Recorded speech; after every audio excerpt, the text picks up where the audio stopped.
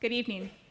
My name is Jamie Wood. I am the General Manager and Chief Operating Officer of KUNC, and we are an independent, community-based public radio station serving all of Northern Colorado. And if you are not familiar with us, or you're not familiar with public radio, I encourage you to check us out at 91.5 FM or at kunc.org, where you can hear 1A Monday through Friday starting at 9 a.m. So I want to thank you all for coming this evening, for being willing to participate in this dialogue. You know, KUNC, we really believe in the importance and value of journalism and the importance and value of civil conversations. And so we are so proud to be able to partner with 1A and facilitate this conversation at the local level and then also bring it to a national audience. So please join me in welcoming the host of 1A and the facilitator of tonight's conversation, Joshua Johnson.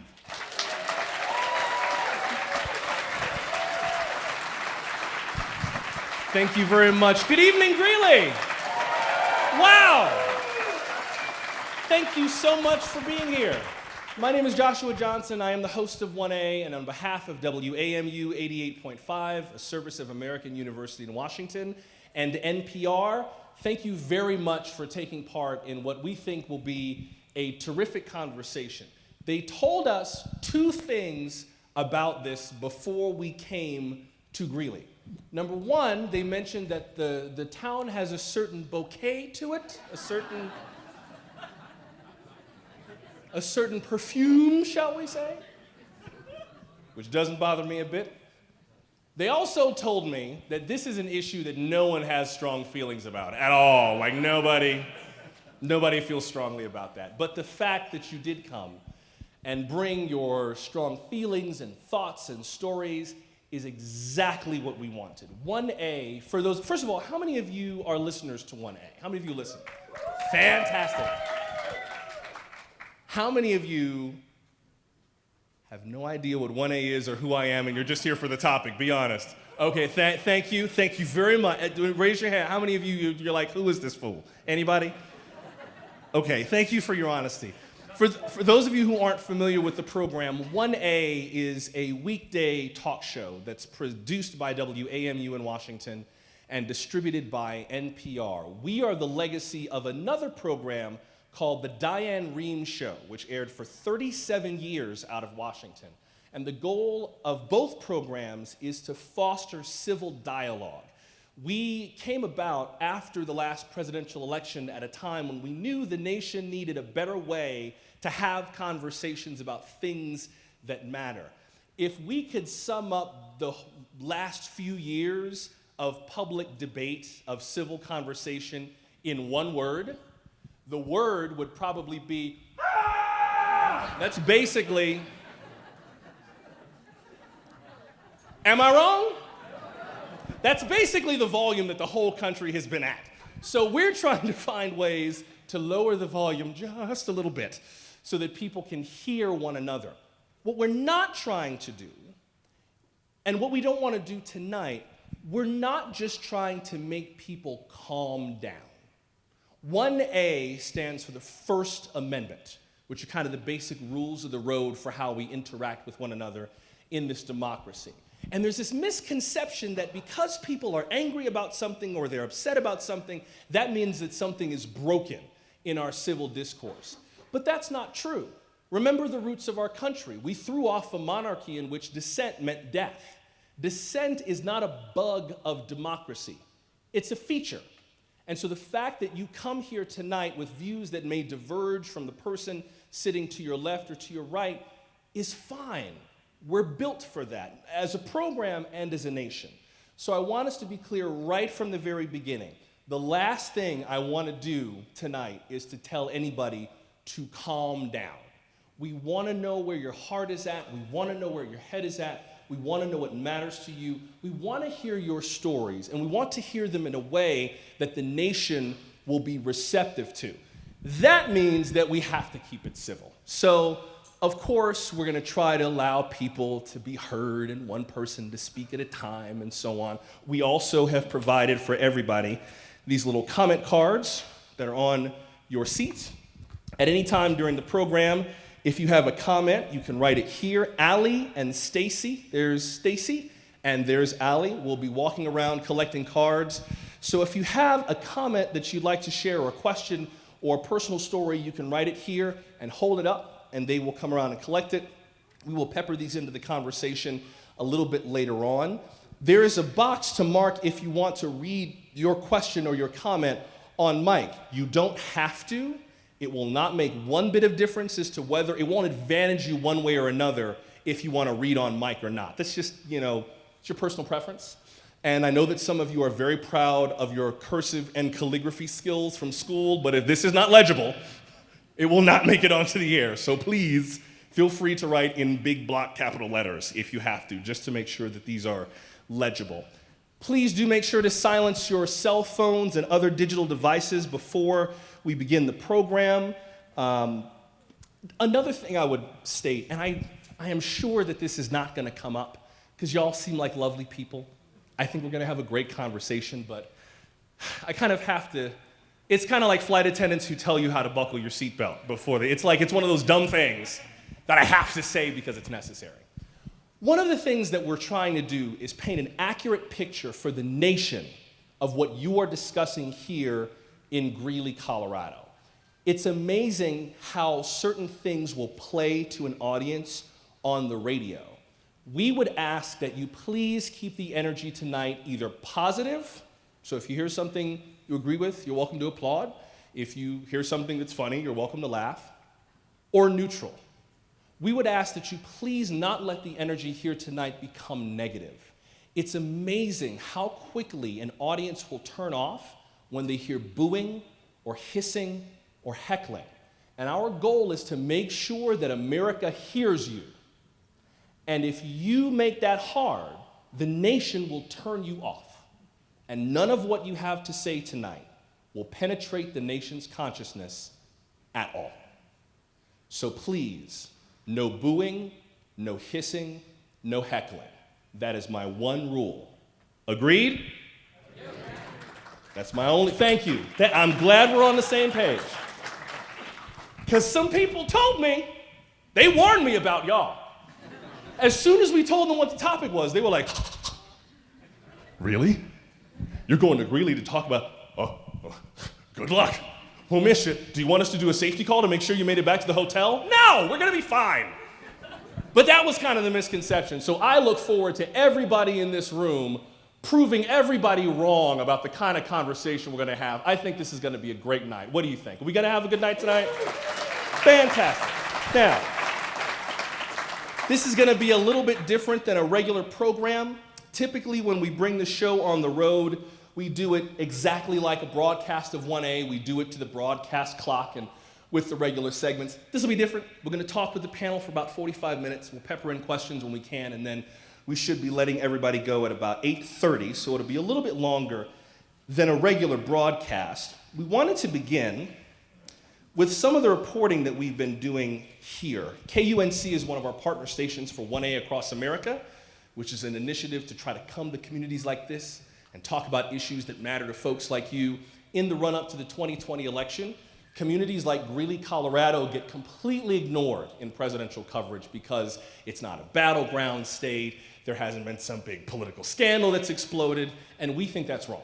So we are trying to reach communities like Greeley, like Wichita, like Birmingham, like Ann Arbor, like Houston, like Minneapolis, St. Paul, that don't really get part of the presidential coverage. So we're here this year. We will be back next year as part of this conversation. Yep. So this is not a one-off. We're not parachuting in and diving out. We hope to see you again next year. We're going to bring our panel up in just a moment, but first we wanted to show you a little video that we put together of two different perspectives about oil and gas here in Colorado. We've heard a lot from a lot of different people. Obviously, it's a billion-dollar industry, employs thousands of people, raises a lot of concern for some residents, and you're about to meet two residents we talked to this week. Erica Deacon lives in Erie. She runs a communications business out of her home. Roy Ramirez took over his father's maintenance services business in Platteville. We will get to our panel and to your comments in just a moment, but first, let's meet Roy and Erica. And again, thanks for coming. It's like a dull roar, like a low, like that, but not constant too. So that's the worst part. So you will hear it and then kind of fall asleep, and then it'll get really loud, and then it'll kind of, you'll sort of fall back asleep again, and then it'll get really loud again. And so she's 11 now, but she was 10 years old at the time. It was roaring in her bedroom, kept her up all night. She would run into our bedroom in the middle of the night, like, what's that noise? And so we went out and invested in a decibel reader, and we would put it at our front door in the screen, like sitting inside our little, our little walkway here, but inside the house. There's a lot of us, like myself, that basically grew up in this industry. I don't know anything else to do, and this is what we do. This is how we make our money. I can assure them that the oil companies that I work for are really trying hard to just be Johnny on the spot about safety and environmental issues. They have meetings all the time about it that we're involved in with them. Any changes made, like I said earlier, we help make some of the changes, a lot of them, and we're not just sitting back on our hands. We're being proactive. We're being out there. We're out there. We're working with this, and just have them think about what is a guy like what am I going to do with me and my family? It's what I know. I don't tell them how to make their money, and when to quit it and when to keep going. Why are you trying to tell me? Why are you trying to slow me down? Mm-hmm. My father came here in the early '60s as an immigrant from Mexico. And this is the dream he had, is for some of his kids to, have the American dream. And I'm realizing it. We're trying to have it, but there's rocks in the road, and we just got to get around it. All I want to do is provide for my family and the 47 families that work for me. That's it. Yeah. And do it safe. My guys need to come home safe every day. We need to make sure that we're doing everything how it's meant to be done and correct. Yeah. That way we get home every day. That's the idea. People should be able to rest in their homes or sit on their porches.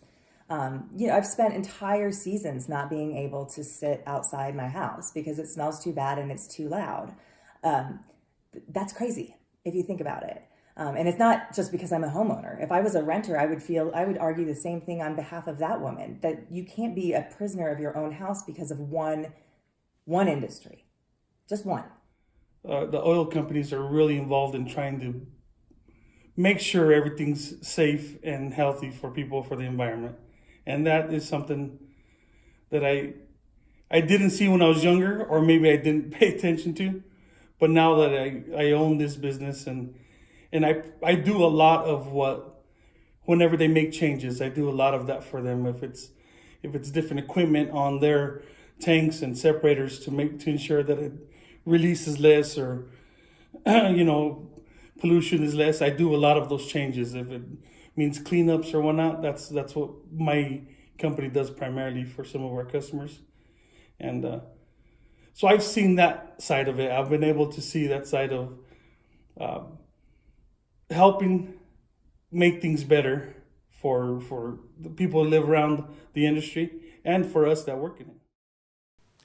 Those were the voices of Erica Deacon, who lives in Erie, and Roy Ramirez, who lives in Platteville. We will share out the link to that video on our Twitter feeds, which is @1A, and KUNC can share it as well. That's @KUNC. So, those are two of the voices of some of the folks that we met while we were here in Greeley. Those are obviously not the only two stories we want to hear tonight. We'd love to hear your questions, your thoughts, and most importantly, your stories about how the current political climate surrounding oil and gas is directly affecting you. Your stories are probably the most powerful thing you can share with us tonight. But if you have questions, please do write them on the comment cards. You can also tweet us if you have your phones with you. Just make sure they're silent. We are @1A. All right, let's dive in with our guests here on the stage. I'll start from your right to your left. To my right, your left, is Casey Becker, the Speaker of the Colorado House of Representatives. Her solidly Democratic district includes parts of Boulder County and all of Clear Creek, Gilpin, Grand, and Jackson counties. She recently introduced a bill to remake much of the state's oil and gas industry. Speaker Becker, welcome to 1A. Thank you for having me, Joshua. Also with us is Chris Wright, the Chairman and CEO of Liberty Oil Field Services, which is a Denver-based company. Chris, welcome. Thanks. Glad to be here, Joshua. Next to Chris is Therese Gilbert, a co-founder of Weld Air and Water, which is a grassroots community organization that promotes health and safety around oil development. And she also teaches middle school here in Greeley. Therese, welcome. Thank you. And also with us is KUNC's Matt Bloom, who covers energy and the economy. Matt, welcome to the program. Glad to be here.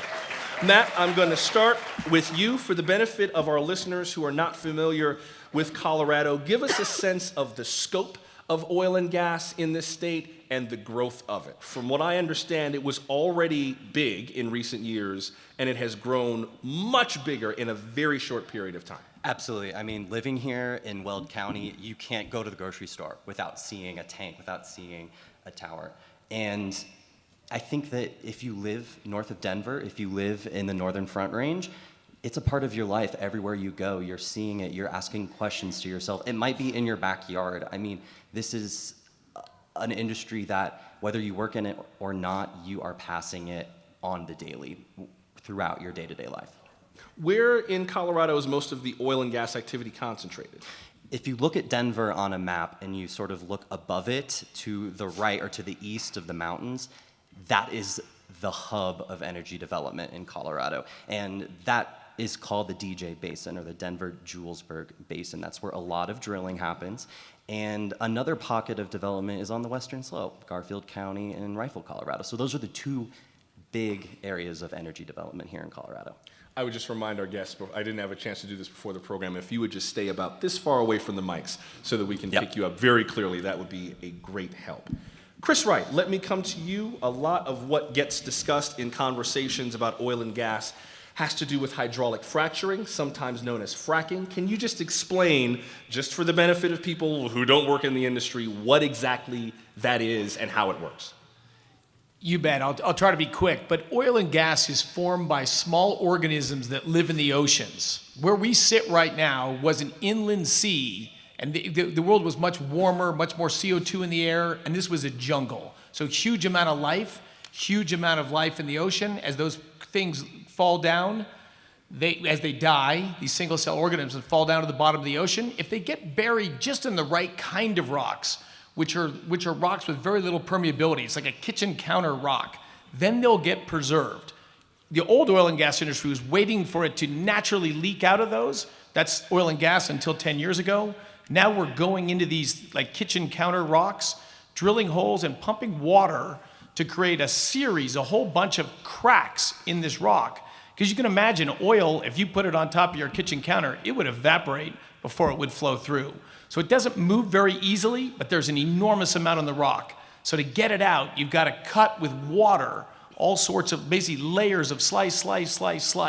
And so hydraulic fracturing is what's doubled U.S. oil production in the last 7 or 8 years. So basically you're breaking holes into the earth to allow those particles of oil, gas, and hydrocarbons to reach you more readily than they would if they just kind of seeped through time and the normal action of the earth. Yes. Speaker Becker, you introduced an energy package on Friday. It's kind of the core of our conversation this evening, and it's been described as some of the most sweeping reforms, sweeping changes at least, to oil and gas in Colorado in quite some time. It's a large bill. What are some of the main things that the bill aims to do? Sure. So the bill essentially does 4 things. Right now, the mission of the COGCC, the Colorado Oil and Gas Conservation Commission, in my opinion, is heavily tilted to the oil and gas industry to be so that they are in the position of never denying a permit whatsoever. We are just trying to right that tilt so that local communities and health, safety, welfare have as much role in their permitting as the interests of oil and gas development. 2, the bill addresses the current fact that there's local control is embodied in our Constitution, the primacy of local control. But there's one major exception where local governments do not have the right of zoning or land use authority. I'm talking about just anything above ground. They do not have a role in the siting of oil and gas by state law. The state law has said, local governments, you're kicked out. We decide everything, so they don't get to weigh in on that. So we are correcting that to give them some role in the siting of oil and gas development in their own communities. Third, we're addressing the issue of forced pooling. Forced pooling is where oil and gas says, I get to take your minerals against your consent. You don't have to agree, I get them. Oil and gas currently is the only industry or entity in Colorado who actually has the power of eminent domain over a private party other than government. If government wants to widen a road, they have to pay you just compensation. Currently, oil and gas has the same power to take your property without your consent, but they do not have to pay you just compensation. So we're correcting that. And the fourth thing that we're correcting is the issue of orphan wells. Orphan wells are wells that have been abandoned without being plugged properly. There's a list of several hundred across the state. We think with the robust increase in oil and gas development in Colorado, that taxpayers should not be on the hook for cleaning up abandoned wells that have not been properly plugged by their owners. The reason that that's happening is there's a very low bonding requirement. So you can have unlimited wells and a $99,000 bond. Typically, it costs about $80,000 to clean up one well, to plug and abandon it properly. So we don't want that burden to be on taxpayers. We simply say, COGCC, work with the industry to find a more appropriate level or way that the industry can be responsible for cleaning up their own abandoned wells. So just to summarize, it would amend the mandate of the Colorado Oil and Gas Conservation Commission from fostering development of oil and gas to regulating it. It would give more power to localities to do some regulating of their own. It would change this practice of forced pooling and basically give residents more say over whether or not oil and gas exploration happens under their property. And it would change the way that orphan or abandoned wells are cleaned up. Those are the four major parts of it. You did that so much better than me. Thank you, Joshua. Well, you know, that's my job. And it is a big, complex bill that has prompted a lot of really strong opinions on it. And I want to work my way down to Chris and Therese Gilbert and get your thoughts on this. Therese, let me start with you. What are your initial thoughts on this bill? Well, as I see it, it's bringing the proper role of government back to this process. Having lived in Greeley and seen this go on for the last 8 years, the industry was kind of running ahead. There was a rush to drill ahead of really putting in best management practices. And these practices, if there's no oversight, and you hear on all the ads, we have the tightest regulations. Well, you can have a lot of law in the books, but if you don't have a police force, what does that really mean? So I think, and I'm grateful and happy to see the legislature stepping up, because we have been going to our city council meetings, we've been going to our school boards, and we didn't have any representative have our back. And I think that's been really frustrating. It didn't feel like a democratic process. You had no legal standing if you had questions about drilling going into your neighborhood. Chris, what are your thoughts on the bill so far? First, well, I agree with Therese that using best management practices to minimize impacts on communities, they'll never be zero, but to minimize those impacts is critical. That comes from working closely in a dialogue with communities. And of course, that's what happens. You know, today, not that we couldn't be better, we're always open to ideas to getting better, but if you're an oil and gas producer in Colorado, the majority of your time is dealing with local governments. You have to go through COGCC and meet all those requirements, but the majority of your dialogue, if you're in a town or there's people nearby, is with the neighbors, with the town. It's slowed the process down, but I think it's beautiful. It's allowed communities to evaluate trade-offs and the way to do it best. One thing I'll say, the one thing that's different about why there was different regulation for, land use impact for citing Amazon's headquarters or a new Starbucks is they can put that anywhere. The oil and gas was put down 100 million years ago. It is where it is. It can't be moved. And there are owners, the mineral owners, which sometimes are the same as the surface owners and sometimes different. Their ability to access their minerals comes from what used to be, or what still is, state preemption. an ability that you got to work and do everything possible with the community. They do have tighter regulations in towns and they do different things, but you've got to let people who own those minerals access to get them out. Would you say, Chris, that generally speaking, you tend to be more for the bill, more against the bill, kind of 50-50? Where do you stand right now? Well, I saw the bill Friday night. But I think the central, so that's problem number one. But the central concern I have is just that mineral owners will lose their property. And mineral owners that don't lease their properties and get force pooled, they still get paid the royalty. So it's a slightly different terms, but of course no one is seizing their property. There's two ways they can engage. But you have to pool, because when you drill a well, it drains from a large area. You almost never have one owner of that. So I can't really comment on the details of bills because I've seen it so briefly, but oil and gas is different.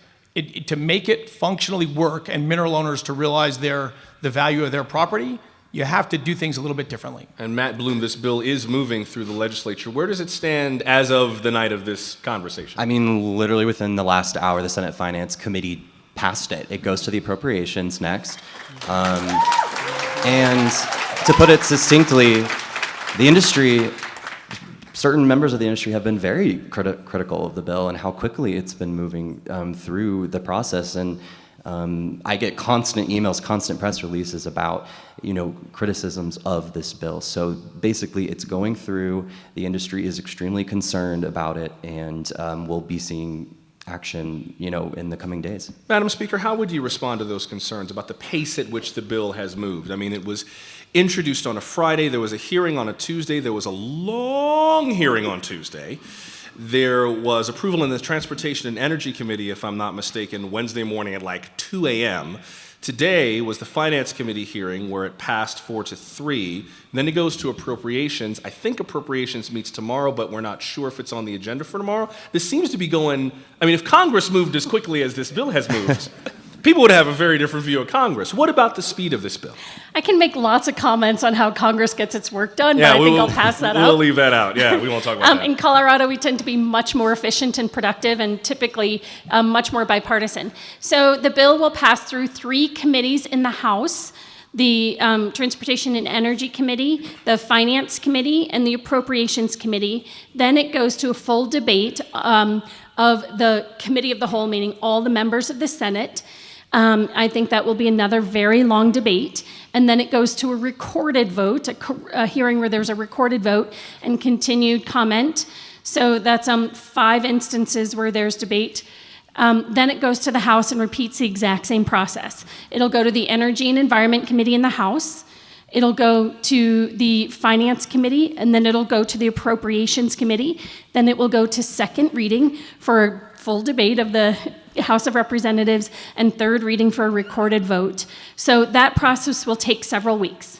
We are speaking to Casey Becker, the Speaker of the Colorado House of Representatives, Chris Wright, the CEO and Chairman of Liberty Oilfield Services, Therese Gilbert, the co-founder of Weld Air and Water, and KUNC's Energy and Economy reporter, Matt Bloom. We're going to get to some questions from our audience, and remember, you have those comment cards. If you do have something you want to ask, just raise them up, and we will come around and collect them. We'll curate some of the best comments and stories and share those in due course. Mike from Fort Collins is here with a question about public health and climate. Mike, I'm going to give you a chance to walk up to one of the mics so that you can ask your question on Mike. But before we get to Mike, Therese, I wonder if you could give me your sense of the moment in which this bill is emerging. It seems like, from the way that some folks have talked about this, that this can't wait, that this is one of those issues that comes at a critical junction for Colorado for an array of different reasons. What's your sense of the timing of this bill? Well, it's often been said elections have consequences, and we had an election, and the consequence was that the House and the Senate have shifted. But I have real concerns about this bill, actually. And I have a Weld County perspective. And my concern, as much as I believe it is a step, it is a floor, local control issues won't help us in Weld. And I would remind everyone where 90% of the production is coming from And what is blowing out of Weld will not help your air quality up and down the Front Range.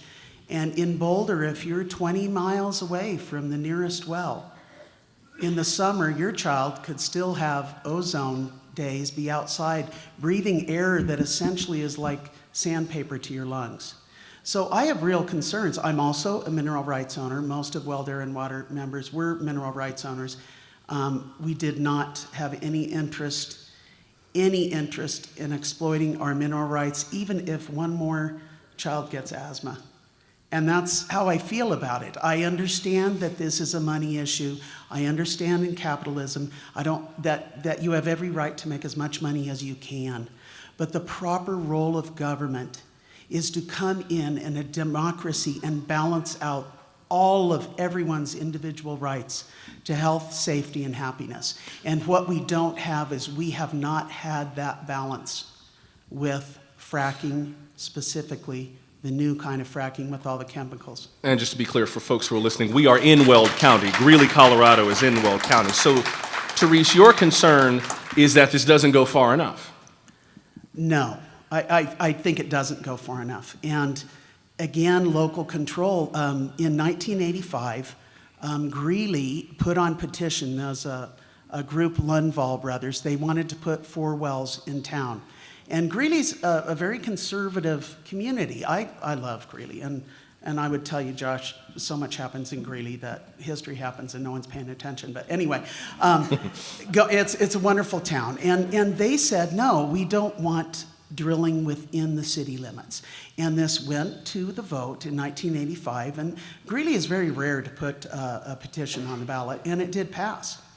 And in 1992, they were sued with the Lundvall-Voss case in 1992 was set, and it went to the state Supreme Court, and they were found that they did not have a right, and the state had preemption.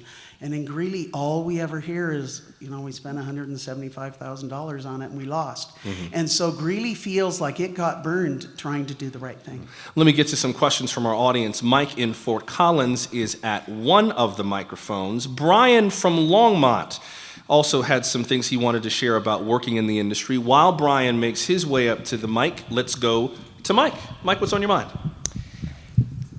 I'm a physician in Fort Collins. I'm told that there are over 55,000 oil and gas wells in northern Colorado, the highest concentration in the United States. I'm concerned about our health, our water, our air.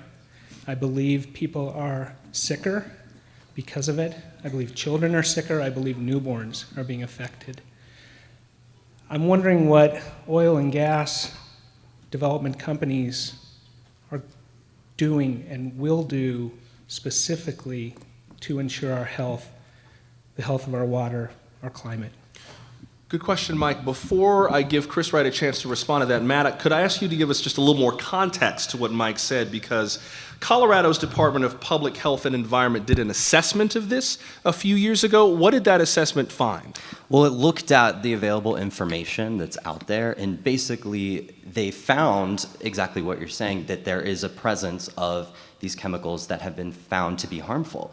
But the problem is a lot of these studies cannot link the chemicals with the causation of illnesses, because you can get sick from a number of different sources. And so every single study, you see in a conclusion of it that there needs to be more information, that we don't have enough for this, and that's still true to this day. Chris, what would you say to Mike? Yeah, first, of course, I share the concern for health, for children, for families, for whatever. In fact, I would say it's one of the things I'm the most proud of this industry. When the first oil and gas well was drilled, I would say no industry even in the same league of what oil and gas has done for health. When the first oil and gas well was drilled, the life expectancy on planet Earth was 35 years. 90% of people lived in grinding poverty, and 90% of people worked in the energy industry. They were called farmers. But when we got a denser energy source that we could produce from a place where people didn't live but from underground, it allowed this explosion in new energy that led to modern medicine, it led to the healthcare, the profession you practice, it led to transportation, it led to technologies. So we've doubled human life expectancy around the world, Where you see the worst health in the world today, if I put a map up, and I do this, of the countries with child mortality, underweight babies, and a map of energy per capita consumption or hydrocarbon per capita consumption, you couldn't tell the maps apart. So we still have 1 billion people with no access to electricity. We still have 2 or 3 billion people burning wood to cook on. 3 million of them die every year from indoor air pollution. So my dream for sure is dominantly driven by health. That I think it goes. So let's talk about Weld County, where you're talking about. Yes, oil production in Weld County has grown 4-fold in the last 7 years, helping move the U.S. from a 60% oil importer to essentially 0 net imports by the end of this year. But what has happened in Weld County? Cancer rates decline, respiratory disease rates have declined, heart disease have declined. This is countywide public health data. The same thing is true of Colorado. In fact, Colorado has the 4th lowest cancer rate in the country. And if you want to know the other states, if you want to know the other states that are in the top 10 lowest cancer rates, it includes Texas, New Mexico, Wyoming, and Colorado, 4 of the very biggest oil producers. So health is a massive issue. Absolutely, we should be all over it. And of course, I'll end with, yes, of course, every day, every month, our industry is working to reduce emissions. We make our frac fluids now. We can make all of our frac fluids from stuff we buy at Whole Foods. In fact, we do it. It's expensive.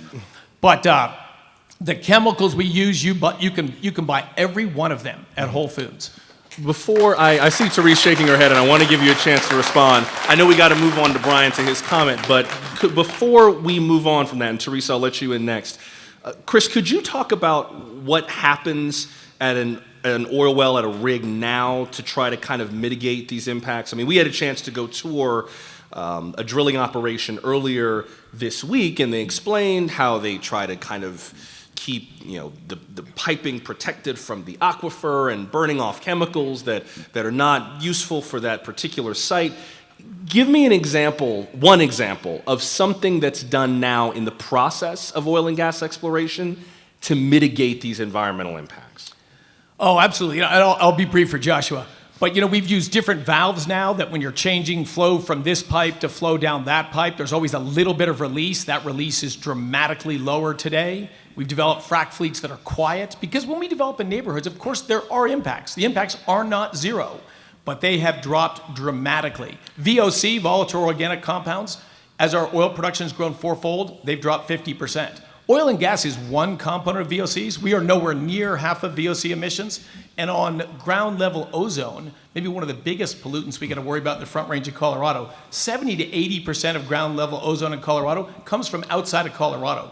We're a few percent of it. I want to make sure we give Brian a chance to make his comment, but Therese and Speaker Becker, you both wanted to jump in. Let me give you both a chance to jump in, and then we'll get to you, Brian. Therese? And just to be real brief here, I think what people don't understand, it's also part of the natural wind patterns. So Weld County does have better air, even though we may be producing the VOCs. We have better air. Against the foothills where the inversion is, that's where the air isn't good. And researchers have shown, that's why Boulder County is so concerned, that a lot of the air that's coming from Weld County, and this is research that they can prove, is ending up and kind of pooling down around Boulder. So you can, under your local control, have no wells in your city and yet suffer the worst effects of this industry. Madam Speaker?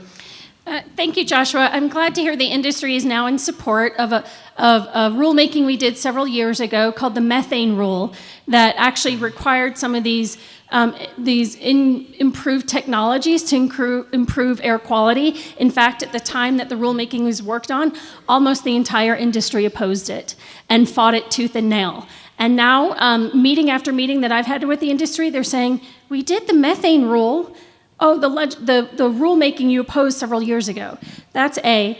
B, 2 days ago, the air quality in Colorado along the Front Range in the area that I represent was 3 times worse than the air quality in Beijing.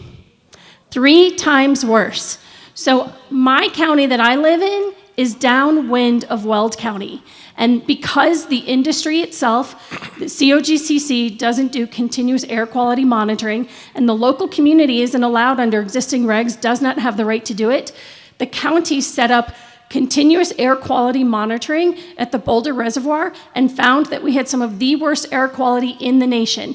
In fact, the state's state implementation plan, which is how we implement the Clean Air Act, was just required to be opened because Colorado, once again, has some of the worst air quality in the nation along the Front Range. Some of it is geography. A lot of it is because we've had huge increases in oil and gas, and our local management of ozone, of CO2, of other, greenhouse gases hasn't kept up. So it's definitely something we have to address. Before we get to Bobby, I should just note the comment that you made, Chris, about the cancer rate state by state. We fact-checked that. That is true. It is also true that California is in the top 10 lowest states for cancer rates, and California is known for some of the strictest fracking regulations in the country. So your statistics are correct. Just wanted to add that little bit of context to the numbers. Bobby is at the mic, and you wanted to share something about working in the industry. What's on your mind? Hi, it's Brian. Excuse me, Brian. Beg your pardon. Actually, there is a Bobby here from Greeley who had a question about the regulation. Bobby from Greeley, if you would come to the other mic while Brian, what's on your mind? First off, I'm a longtime listener of your show, so I very much thank you for coming here and providing this platform to talk about this. But if I were reliant solely upon the press or activist organizations in this state to get my information about this industry, I wouldn't even know that my job position exists at all. And that is the role of environmental specialist. Before our equipment moves into an area, I make sure that our operations are not going to impact any wildlife or sensitive habitat areas like wetlands. Before and after drilling is complete, I make sure that we're adhering to all the state and much more stringent local agreements that we've struck with municipalities about baseline water quality testing. When our pads are constructed, I make sure that we adhere to all best management practices and go above and beyond to ensure that sediment doesn't pollute streams and leave during stormwater events. Once the wells are completed and the site goes into production and the pad is downsized significantly, or old sites are removed as new drilling comes in, the site is reclaimed, and I make sure that that's done properly. If there are any historical releases that we identify, we clean those up. And I'll also add that the vast majority of these spills in this state are historical in nature, but you wouldn't know that from the reporting. They just list number of spills. Brian, I'm sorry, just by way of context for folks who don't understand, who don't have an image for what you're talking about, what you're referring to, based on what we saw earlier this week, is this kind of a construction site for building a pad, a location for doing oil and natural gas extraction. It's this big site that's kind of built out with big 40-foot high walls on each side to try to mitigate noise. And when that pad is completed, that comes down, and what's left is this much smaller site, like a cylindrical container for receiving whatever comes out of that extraction site. Is that right? That's right. You'll have the wells, and you'll have the tank battery that collects the product, or it's being shipped off in pipeline. Now, I know that I think that the speaker wanted to respond to that, but I did want to ask you, Brian, before we keep going, that with regards to your work, everyone we talked to when we went to visit sites this week was very forthcoming about how proud they were of the increasing effort to reduce the environmental impact. A large part of the complaint we heard tonight was air quality. How much does air quality factor into the work that you do? Air quality is actually, so I do a lot of surface environmental issues, and air quality is such a big part of what we do that it's an entire separate department within our environmental group. In fact, I'll pat ourselves in the back a little bit because it doesn't happen in the public sphere. Extraction Oil and Gas, the company I work for, was just added gold status member to the Colorado Department of Public Health and Environment. And a big part of that was the fact that we exceed the air quality standards. We have guys out there every day that are looking for leaks for methane to reduce our emissions and make sure that fracking, natural gas production, oil production, reduces emissions overall. Brian, I appreciate you sharing your thoughts. Thanks very much. By a show of hands, by the way, how many of you work in the oil or gas industry? Just by show of hands. Quite a lot. Certainly looks like at least half, if not the majority of the room. You're putting both hands up. Put one hand down. But quite a lot, quite a lot. Speaker, if I could just ask you to sit tight. Bobby had a question about the new legislation. After Bobby, let's see if we could get to Patricia, who's here from Greeley, who had a question about schools. Patricia, if you'd make your way to this mic while we get what's on Bobby's mind. Hi, Bobby. Hi. Hello. Hello, Madam Speaker. Thank you all for being here tonight. My question was in regards to Proposition 112. Obviously, a lot of people in this room are industry supporters, and back last fall, we all were in the fight for our industry at that point. We all made sure that the facts were out there and that people were listening, and we feel that we succeeded, and we did. And the majority of Coloradans, as well as the majority of the counties in Colorado, rejected this Proposition 112. Why are we here again already? It's only been a few months, and we feel we've already spoken. Speaker?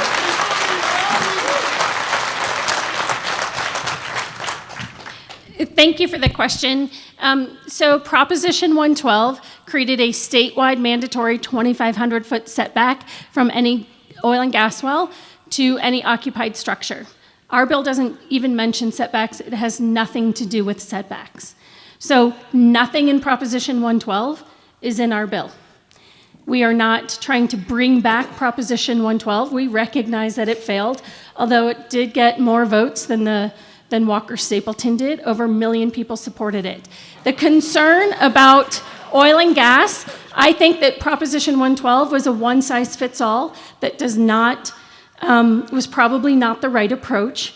What we are trying to say is we're not going to make a one-size-fits-all. Very few local communities are actually going to use this bill at all. I guarantee you, I don't guarantee you, I would bet Rio Blanco, Mesa County, Weld County, Garfield County are never going to exercise the authority given to them in this bill. But there are particular counties, and it doesn't let them ban it, and they will not be able to create a county-wide 2,500-foot setback. We're trying to take a much more thoughtful approach that is much more consistent with how we do other things in Colorado that recognize in certain areas local communities want to have more of a say than they currently do. We also want to address the things that we have not been able to address in legislation. We are not outlawing forced pooling. You're still going to get to forced pool. You're still going to be able to take the minerals that other people don't want to sell you. However, we're just saying there has to be a 50% threshold, which Colorado is completely out of line with every other oil and gas state that required a 50% or above threshold before you can force pool. So we are actually aligning ourselves more similarly with other states on that. We are also, like Wyoming's orphan well bonding requirements are much, much higher than Colorado's. Again, aligning ourselves with what we see state regulators do in other oil and gas states like Colorado. Mm-hmm. So our bill has nothing to do with Prop 112. Chris, let me let you jump in before we get to Patricia. You bet. And I appreciate those questions, that comment that Speaker Becker just made there. There are different bills and different goals, but the primary message that's been sold behind both of them is that oil and gas is dangerous and it's to protect the public health. That's a message that, again, not at all supported by the empirical data. And let me give two examples of that. One is Weld County, 90% of drilling and 90% of Colorado's oil production comes from Weld County. This county had the highest opposition to the bill that was supposedly to increase their health and safety. 75% of Weld County residents that are the neighbors of the drilling opposed it, where 70% of Boulder, where there isn't any oil and gas activity right now, there is just their edge, but not where the population lives, voted to do this. You're talking about Proposition 112. I am, but I'm saying the motivation, the dialogue behind them has dominantly been health and safety. And on that, the people that are the neighbors voted quite strongly. And again, as does the public health data show the same thing. But of course, we will keep getting better. And just to be clear, Matt Bloom, could you just, for those who aren't familiar, explain what Prop 112 was and what the reaction to it was at the polls? Basically, it was a statewide blanket 2,500-foot setback, meaning you can't build new wells a half a mile from homes, from schools, from hospitals. It didn't affect existing wells that are already operating, the thousands of wells that are operating across the state. It was meant to apply to new proposed drilling around the state, meaning you basically couldn't build a well a half mile away from a home or a school in Colorado, is what it proposed. All right, Patricia has been waiting patiently. Patricia, what's on your mind? My name is Patricia Nelson. My son is a student at Bella Romero Academy. They are slated to get a 24-pad site, 686 feet from the playground. And my question is, how do operators justify drilling so close to schools? And I would like to add a note that this summer they cannot have summer school at the school because of the concerns of the emissions during the flowback process, which is basically when the wells throw up everything that they're pulling back up. Chris, before you respond, Matt, there's a little backstory here that I think bears explanation for folks who aren't familiar. Sure, yeah, Bella Romero is a school here in Weld County, and for years, Extraction Oil and Gas has proposed drilling near the school, and there has been an ongoing discussion, protests, meetings, lawsuits even, to stop this from happening. And recently, the company got the go-ahead, and they will begin drilling this summer, essentially near the school that you're speaking of. They have already started, so. They were given permission to drill 24 up to 32 wells. Last summer, they drilled 12, and then this summer in June, supposedly, it might be sooner because that's what happened last year, they will continue to build and drill the other 12 wells. Therese Gilbert, I know this is one of your core concerns as it relates to weld air and water. What are your thoughts on this? Well, again, I think there's so much confusion about the processes of drilling. So they spudded the wells, and they're going to frack them this summer. And when you're living with oil and gas, you have to become experts on all these processes, but you have nothing to do with the industry. So you need to know, oh, they're in the flowback phase. Oh, these wells are only spudded. Oh, we can't do summer school during this time because the VOCs emanate at a much exponentially greater time during flowback.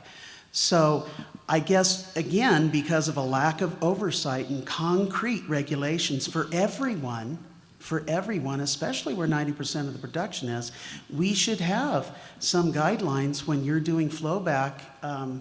We shouldn't be in school. It's either safe and they can have summer school, or it's not.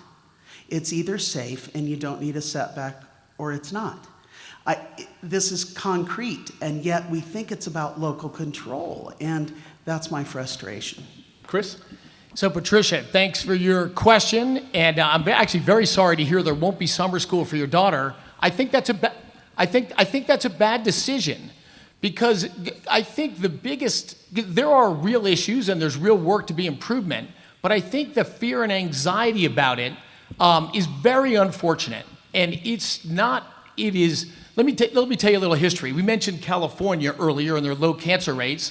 I lived in California for 19 years. For most of those years, it was the third largest oil-producing state in the country. So a long history of oil and gas. And in fact, LA, now the second biggest city in the country, has well over 10,000 wells in LA.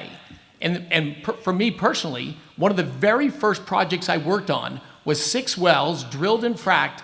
The Beverly Hills Mall is a crescent in the Beverly Hills Mall, way less than 100 feet from the walls of the mall. They didn't stop shopping. They didn't stop any visits. Nobody had any worries about it. People went on with their lives.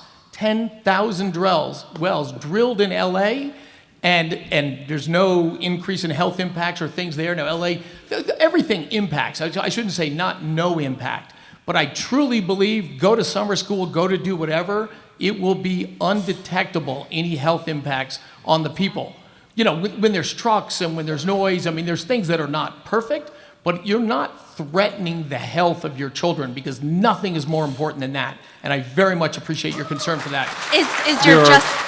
Is your Two comments I'd like to justification- get to from Fort Collins. Daniel, who has a question about fracking, and Allison, who has a health-related question. Daniel, if you would come to this mic over here, and Allison, if you would make your way to that mic over there. While they are walking to the mics, Matt Bloom, I wonder if you could just, for folks who are listening to this debate for the very first time, this is clearly something that inspires a lot of passion. These are very nice people in this room. They've agreed not to throw chairs at one another, and we really, really appreciate it.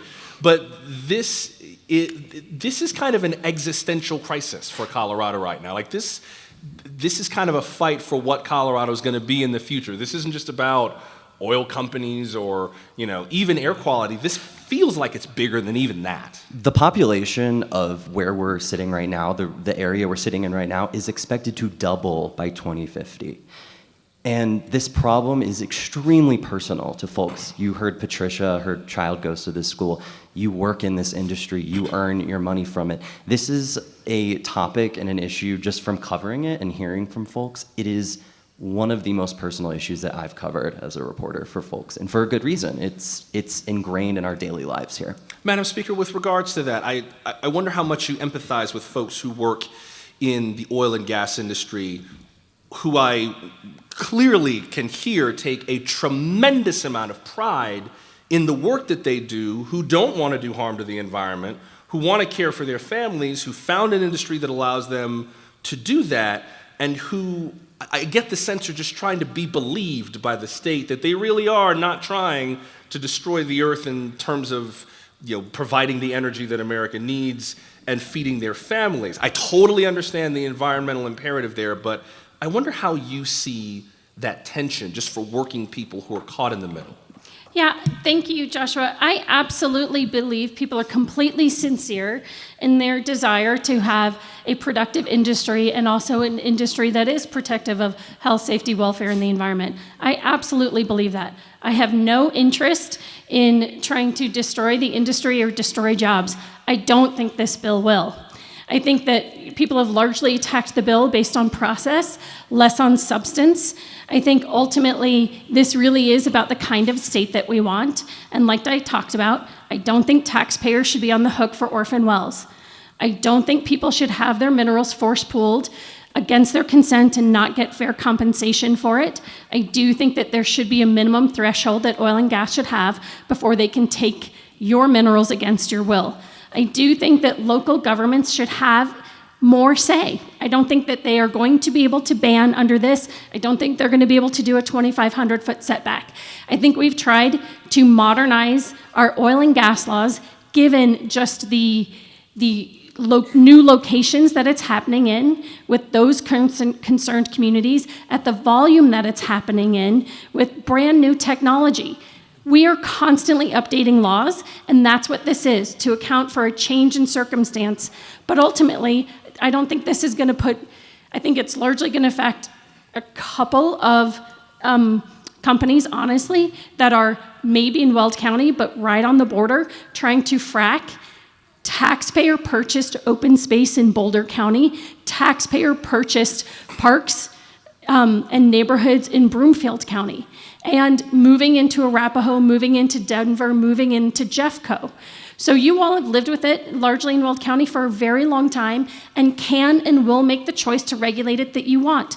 I absolutely respect that. I just don't think it should be on the backs of my residents' lungs, and I think it's just something we can have a thriving industry. I don't think they're mutually exclusive.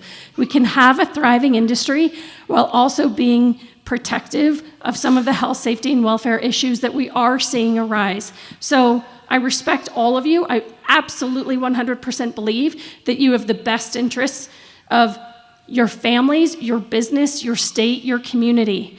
I still think we can do better. We're speaking to Casey Becker, the Speaker of the Colorado House, KUNC's Matt Bloom, Therese Gilbert of Weld Air and Water, and Chris Wright of Liberty Oil Field Services. Therese, did you want to jump in before we go to Allison? Well, just about the jobs issue, because you hear this a lot. My neighbors work in oil and gas. I'm friends with the people in oil and gas. I live here. I live in Greeley. They're lovely people, But the issue is, this isn't going to impact jobs. OPEC will decide if we drill.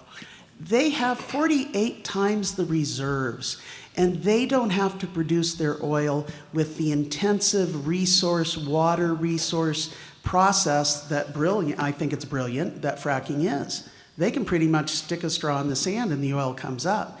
So in 2014, remember when oil was about $100 a barrel, a little over, and it was a frenzy up here and people were gung-ho. And then OPEC started to produce. This is supply and demand. And dropped the price of oil, and rigs left you were here. Rigs left the county. And a lot of my friends who are working in oil and gas, they just started working in construction. We maintained less than 3% unemployment. So OPEC determines, it's like if we showed up to play a card game, out of 52 cards I had 4 and you have, Saudi Arabia has 48, they're going to control the card game. This is a globally traded commodity. There is always a risk in investing in a globally traded commodity. Renewables are not globally traded commodities. These are steady, constant jobs we would keep in wealth. Chris, if I could ask you to sit tight for 1 second. Allison's been waiting very patiently. Allison from Fort Collins. Allison, what's on your mind?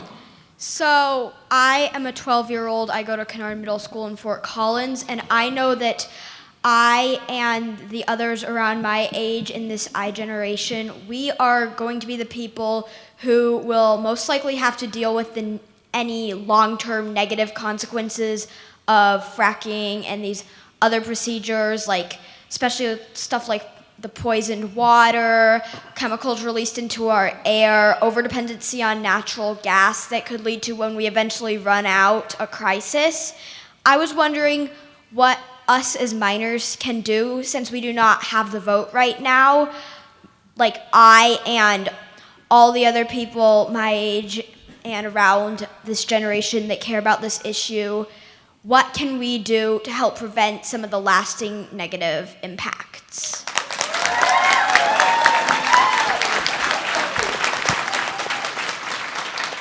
Allison, Allison, if you could go back to the mic for just 1 second before I let Chris respond to that. First of all, thank you for sharing that. Could I follow up with you on that a little bit? What middle school did you say you go to? Kennard. Kennard Middle School. Where is that? It's in Fort Collins, is it? Yes. How much does this come up among your classmates? I'm sure 12 and 13-year-olds have a lot of other things to be talking about. But, how much do your classmates talk about oil, gas, pollution compared to everything else that gets discussed in middle school? We don't talk about it all that much, which is something that I'm kind of disappointed about, seeing as everyone's talking about like different national politicians when we're kind of ignoring the issues very close to home. So we don't bring it up much, but I really care about the issue and our environment. Now, people in the industry, Allison, have said, and I know Chris is about to say, that they're going to great pains. They're doing everything they can to try to make sure that the work that they do is as safe as it can possibly be. Do you believe them? It depends. I feel like I understand that the oil and gas companies are really making more of an effort than they might have made in the past, but I feel like especially, why do they need to drill so close to a playground where there are kids, innocent kids, just trying to enjoy their lives without loud noises and nasty fumes? There should be other places to drill. There must be other places with those resources that are just a little bit farther away. So I feel like they're starting to make an effort, but I feel like we need more. All right. Allison, thanks very much, darling. Much appreciated. Chris, what would you say to Allison? Allison, thank you for being here. Obviously a smart, articulate gal. The school is doing well. And what should you do? Well, you're doing it, is engage in that dialogue. Engage, hear people talk, go back and forth, express your opinions, and boy, you express them well. Let me comment on two different things. One, the environment, and the second, health, because those are I think two huge things. I grew up in Colorado, and when I was your age, I went to Campus Middle School, and at that time, so this is late 70s, the air in Colorado was dramatically dirtier than it is today. In fact, the very common thing was the brown cloud. I lived 15 miles from the mountains, and probably a third of the days we could not see the mountains. We had a day like that a couple days ago. It's terrible. We got an air inversion, and the population has more than doubled since I was a kid. But those are rare, and we really mad when we see them today. They were all the time when I was a kid. So I'm incredibly proud that 40 years later, I'm a lot older than you, the air in Colorado and is dramatically cleaner. And I'm actually pretty confident that when you have kids, the air here will be dramatically cleaner yet. That has been the trend. In fact, in London, the air is cleaner now than it's been in over 3 centuries. So let me talk about and the EPA, and you also said, I don't know if I should trust or believe, or Joshua said, do you believe? We shouldn't make opinions based on believe. When you're judging a character, maybe so. But on things like this, I don't want you to believe me. I want you to look at the data and the numbers and see how we're actually doing. The Clean Air Act listed 6 named pollutants as the 6 greatest risks to human health. It came out, I was in elementary school when it came out, or junior high, and they've dropped 73% since then. The population of the country's grown massively. We're wealthier. There's way more cars. There's way more people. The earth has gotten simply dramatically cleaner. And the other thing that matters a lot for human health, if you travel, and you'll be such an awesome learner. When you go travel to other countries, you'll see how they live, and you almost get to see how our ancestors lived, the people that don't have oil and gas. And they cook in huts. 3 million people die every year just from cooking fuel because they don't have natural gas to cook cleanly on. And it's mostly women and children that die because they're the ones over the stoves cooking. The other thing that matters, the ability to get to hospital, to buy medicines and all that, is sort of wealth. And for low-income people, energy prices matter massively.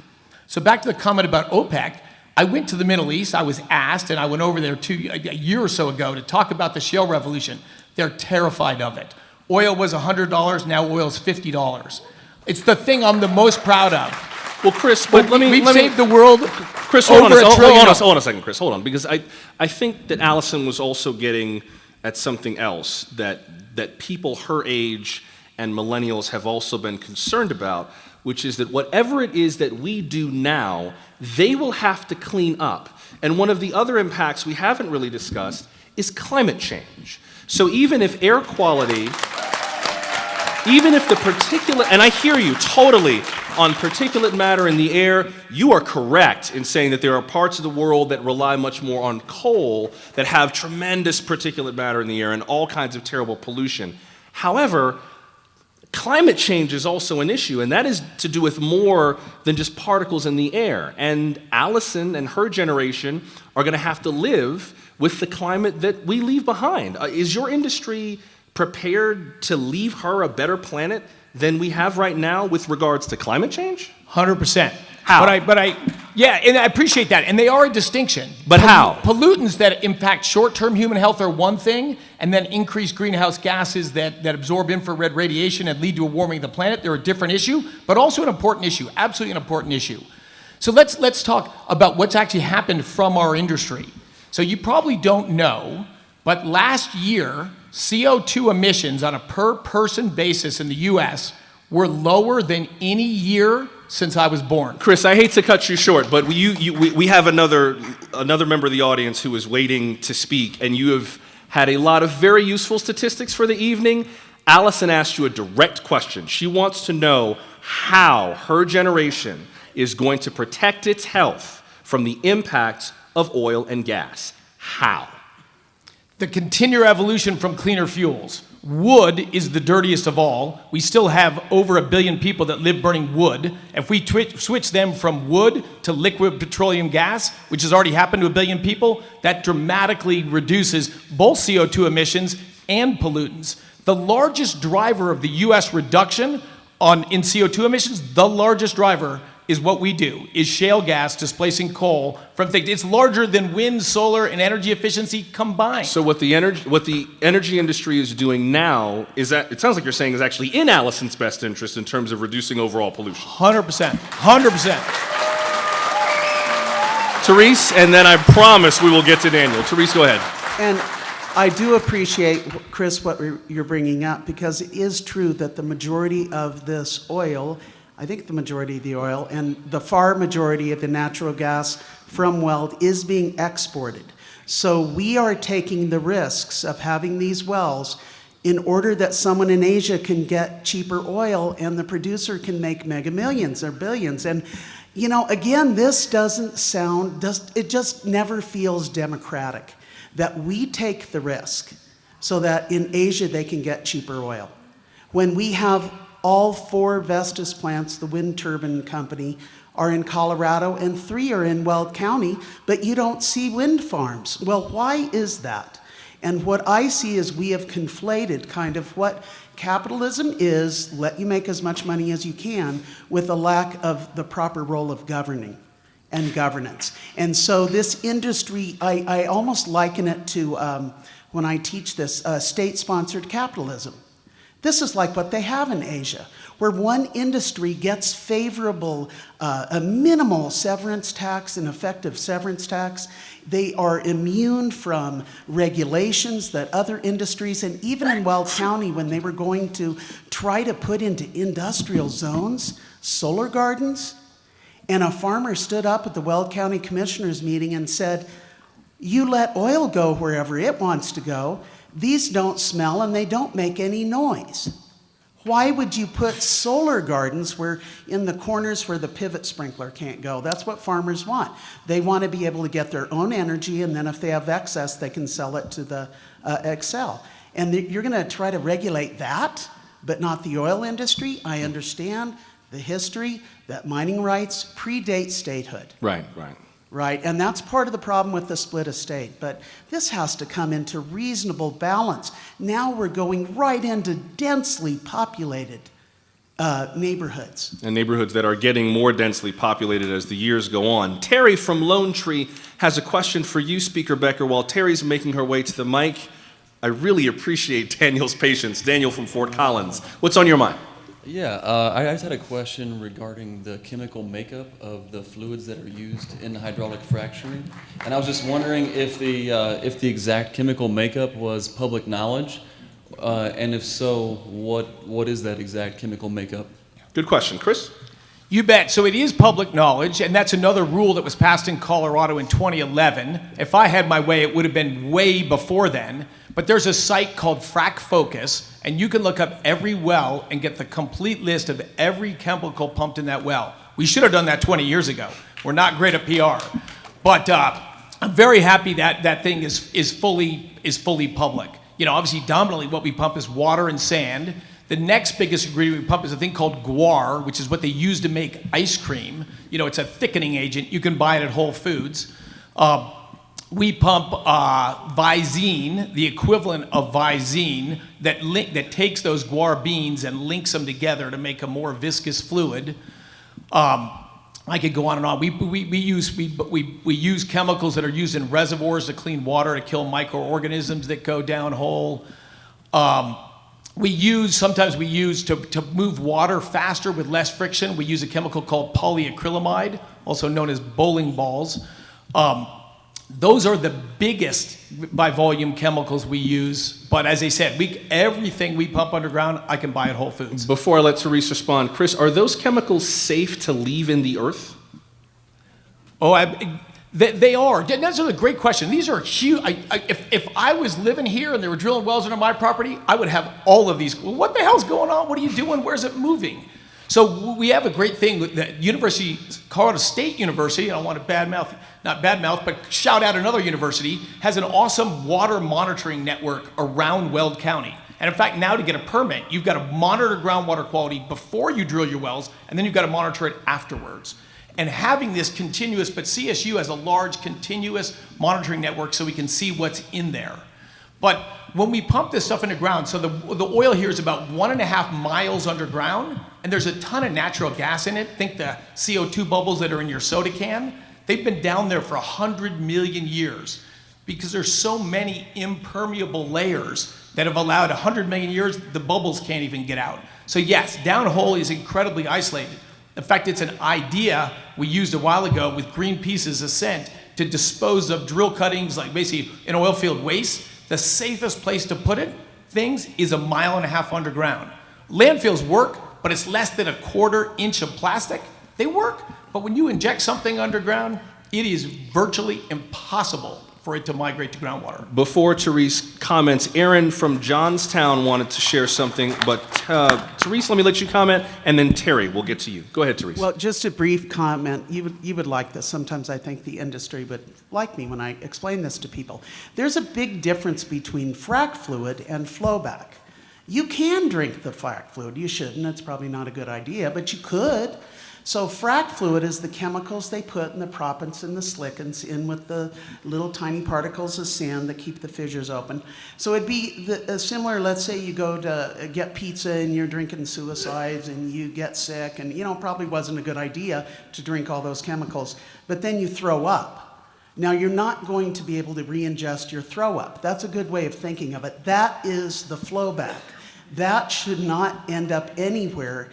And it is ending up. Sometimes they are spreading it on the surfaces, and if not, they're deep injecting it. This is, because all that throw up flowback also has water in it. This is a consumptive use of water to extinction. Weld County has been in the top agricultural producing counties for the last 50 years, and we are doing this to our water source. Now, Weldon, I told you Greeley is where history happens and no one knows.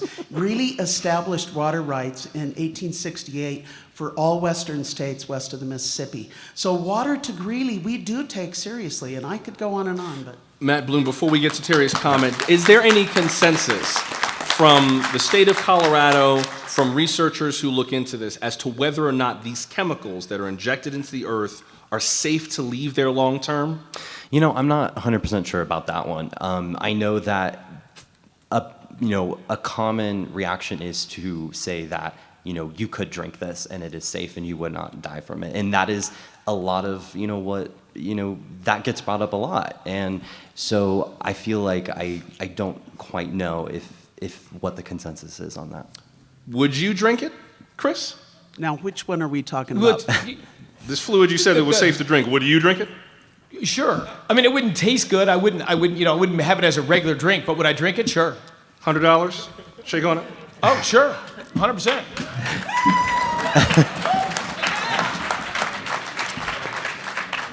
Post a video to Twitter in the next 7 days. Otherwise, you're making a $100 donation to my station. You got it, Joshua. Terry from Lone Tree, what's on your mind? Great, thank you. What a great venue. I appreciate everybody being here on all the good comments. I'm the CEO of an oil services company here. We work primarily in Colorado.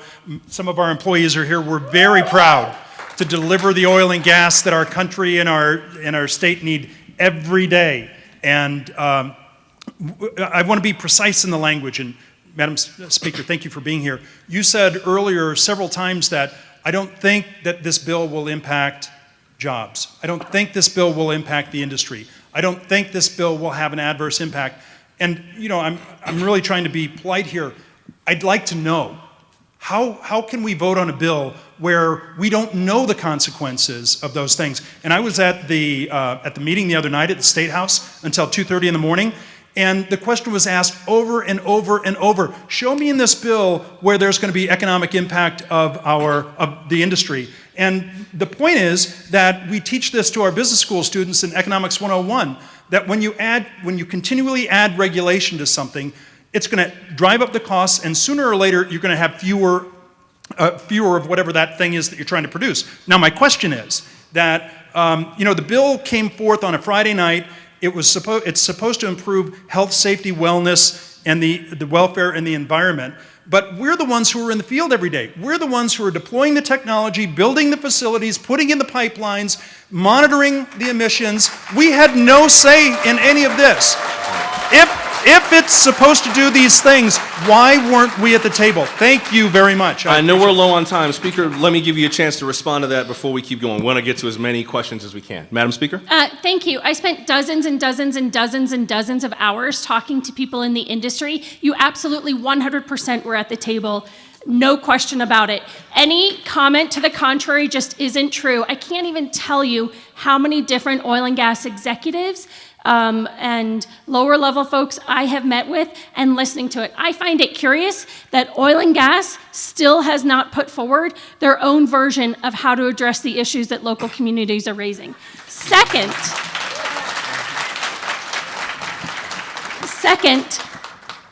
you were talking about we always know that new regulation is going to mean a loss of jobs. In fact, Chris talked about when the Clean Air Act passed in 1972 and that we now have cleaner air than then.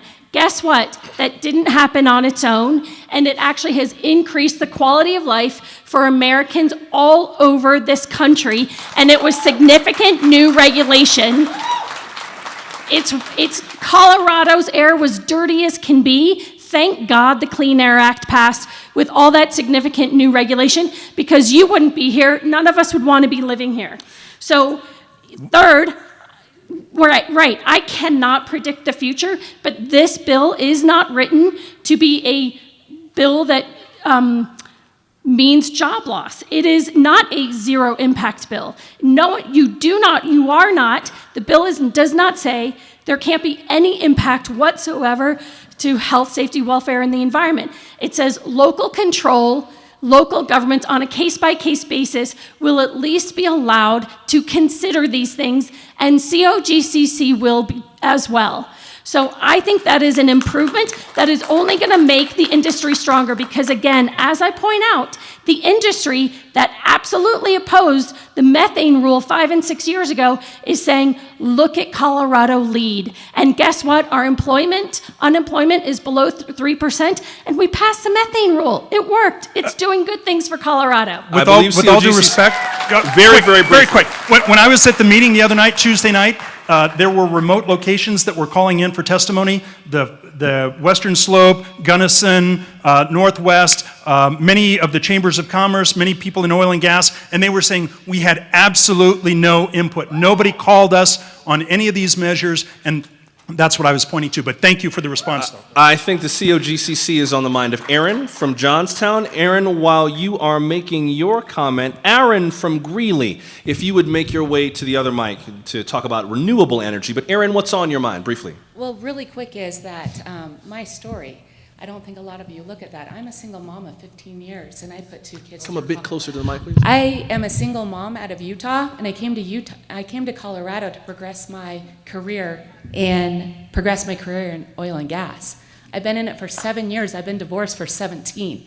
I have a 22-year-old son at Colorado State University that has been paid for by oil and gas who needs an internship. And also, I have a son at University of Wyoming who just went to the Marines.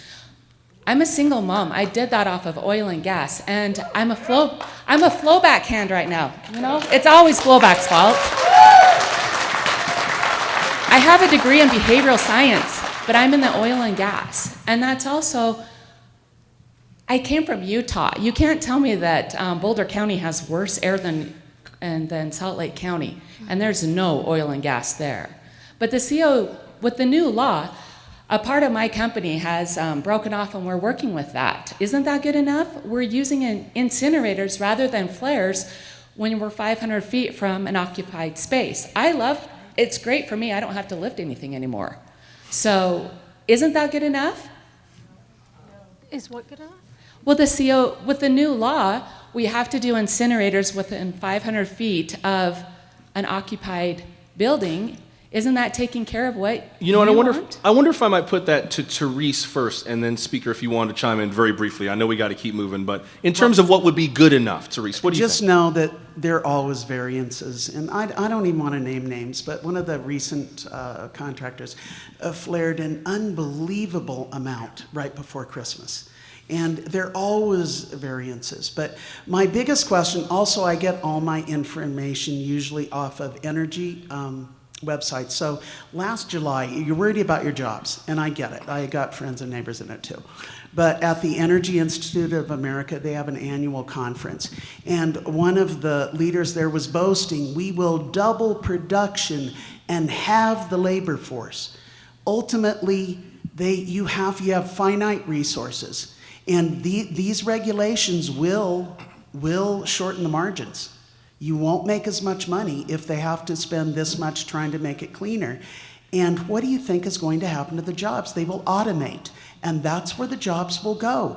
They were gloating about it at the annual Energy Institute of America conference. We will double production and have the labor force. This isn't going to shut down the industry. Other things will. Aaron from Greeley has one more question about renewable energy, and then I know we gotta make our way towards the finish line. Aaron, what's on your mind, briefly? So we've heard a lot about renewables earlier. The young lady earlier, obviously she's a part of my generation, right? We're moving towards renewables eventually. Is there anything that you or your company is doing to kind of maybe teach your workers maybe a new skill set, or maybe diversify yourself so that you're not as reliant on oil? You can still make your money, everybody can have energy, and everybody can have jobs too. Chris, what about renewables?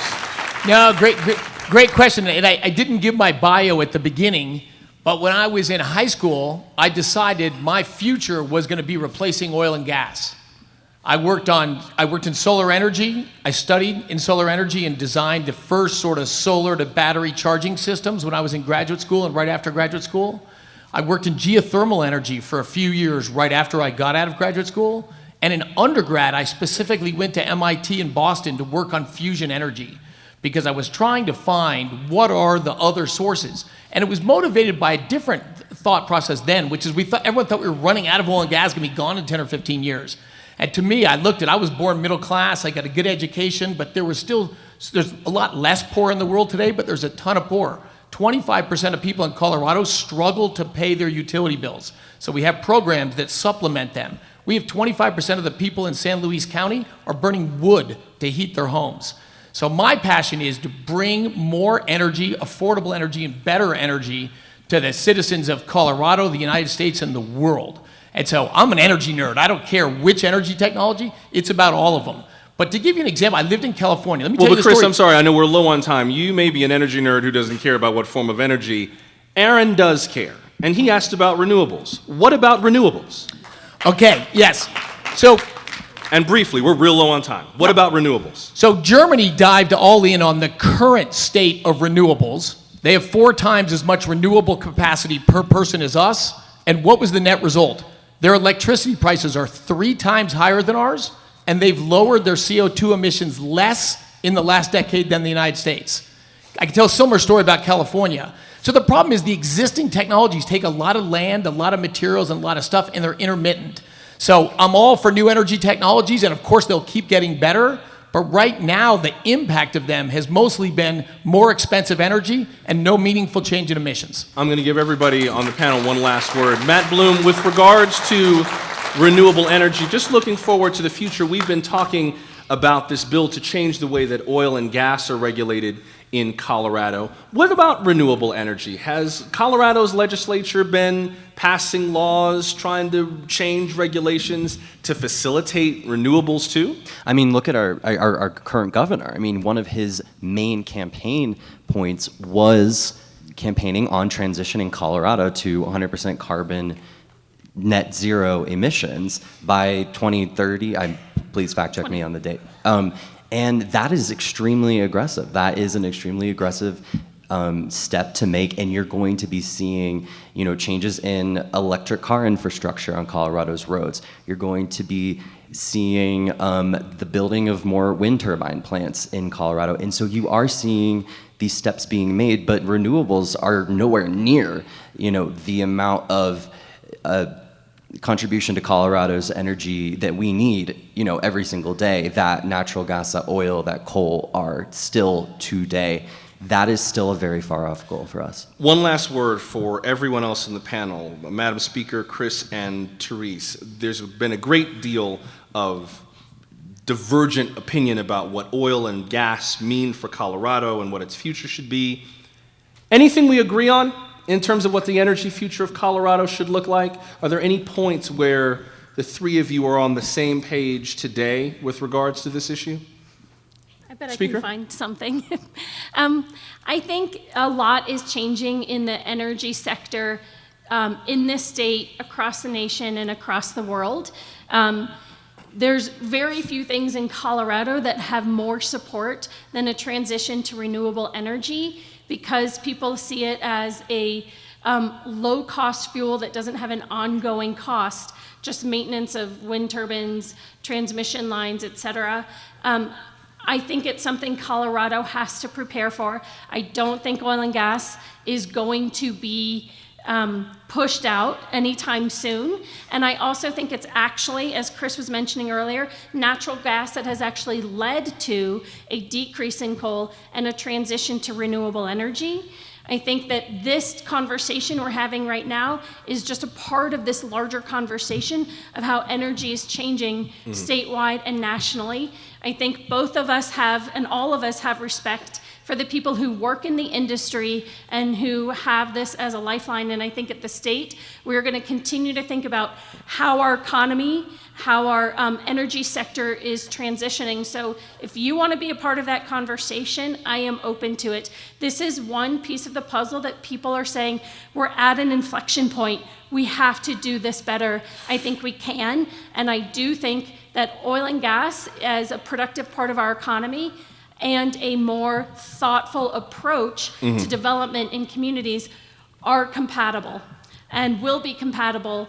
And I think what we're doing is not going to be devastating for the industry. Chris Wright, where do we agree today? Briefly, please. I would think we all agree that we want more energy available for people, affordable energy and clean energy. I would suspect we all want that on this panel. My only plea is that when we do changes and things, we got to think about low-income people, the people that come to debates and are in senates and in universities and all that. They're not the makeup of the majority of the population, but clean, affordable energy and more opportunity for people born less lucky than the three of us. I think we all agree on that. And Therese, last word, where do we all agree right now, if anyone? I do agree with Chris that we have to have clean energy. I believe that this fracking process is brilliant. You went to MIT, you're the smartest one up here. I have a real belief in that engineering will get us better solutions. But in the meantime, I want to remind everyone, a clean environment just is a safe home. People want their environment to be clean. And we can do better, and we have to do better. And I don't think we have to have people lose their jobs to do it. So go back and geothermal and get after that. Therese Gilbert, a middle school teacher and co-founder of Weld Air and Water. Therese, thanks for being with us tonight. Chris Wright, the chairman and CEO of Liberty Oilfield Services. Chris, thank you. KUNC's energy and economy reporter Matt Bloom. Matt, thanks very much. And Casey Becker, the Speaker of the Colorado House of Representatives. Speaker Becker, thanks for being here. This event was produced by Amanda Williams with special thanks to Matt Bloom and KUNC Public Radio for their help and to the Corporation for Public Broadcasting, whose grant funds this project. To learn more about 1A across America here in Colorado, or to share your ideas for what we should discuss at next year's live event in Colorado, go to kunc.org/1A. Until we meet again, I'm Joshua Johnson. Thank you so much for listening. This is 1A.